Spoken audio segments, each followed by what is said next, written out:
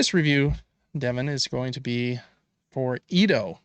This is also a small little card game, but this one is cooperative, where everyone is playing together and either wins together or loses together.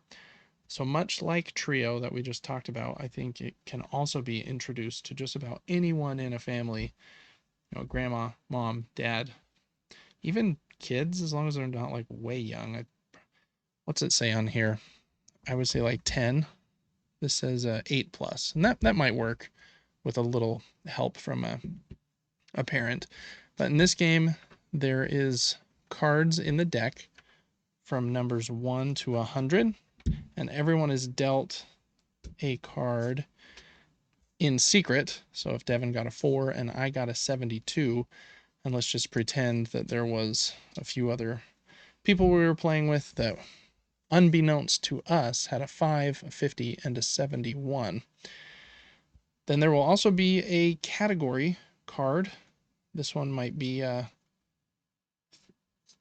don't know, useful skills for work is our category. Then each of us, fun part about this game, you don't have to take turns in order. As soon as someone feels like they're ready to give a good clue, they can just go next. So I might say, with a 72, useful skills for work, I'm good, somebody that is good at Microsoft Excel. I feel like that's on a scale from 1 to 100.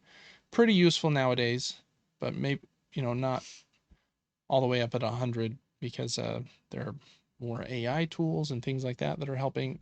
So I don't know. That's just a simple clue here. And we'd put it face down in the row.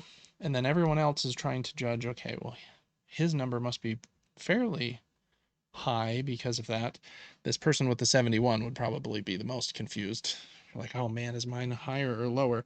Devin would obviously know with his 4 that his is much, much lower. So, Devin, what would a good clue for that be? Um, Tie your shoes? I can wipe crumbs off my shirt.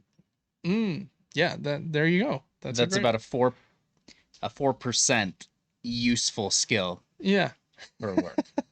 that's So true. I don't know how much they'd pay you for that. yeah, So we would know just based on that. Devin puts his card face down that it's definitely to the left of mine. But then more clues would start to come in. This person at 50, I think the middle numbers are the hardest. Would probably say like, what's a clue for 50? Useful skills for work. I can drive. Like yeah, that's important to get there. I don't know. We'll just go with that. And maybe this person with 71 thought they were higher, and the 4 and the 5 would also be tricky. But after all of the cards are in order, we can still continue to talk about them. There's also these other cards that you would put down with yours to help determine which clue was yours so that we can keep track of that. Maybe after talking about it a little bit more, we think that this one would go here instead. Then, when the whole table feels ready, we flip them over from left to right and just see if our numbers are in ascending order. And if they are, like these should be, then we won the round. And if not, then we lost the round. It's kind of like more of an activity than a game. Like you're all just kind of talking and laughing together. But man, I really, really love this one. I don't think I've laughed harder at a deck of cards than playing this game. Very, very silly. The only negative I think I have with this one is I don't think there is enough of the category cards, and some of them are definitely like more fun categories than others.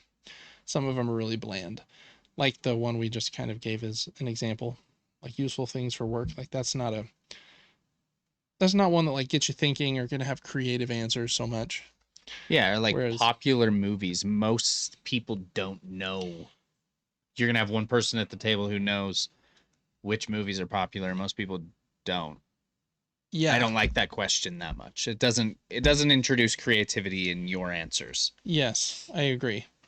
Um, but there are some that do. I'm trying to think of a great one that we had.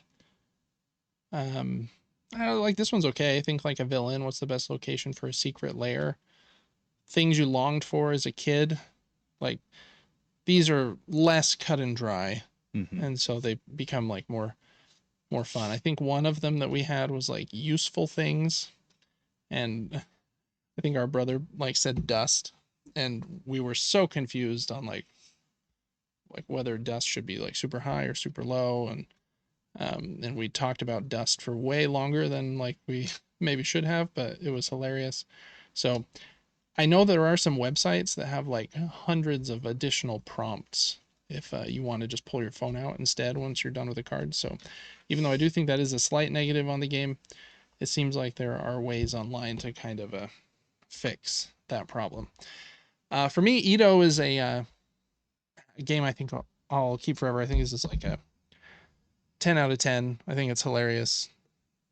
Again, I think it's more of like a fun chatting activity than it is like what I would classify like a board game where we're keeping points and I'm trying, obviously, because it's a cooperative game and not a competitive one, but so good.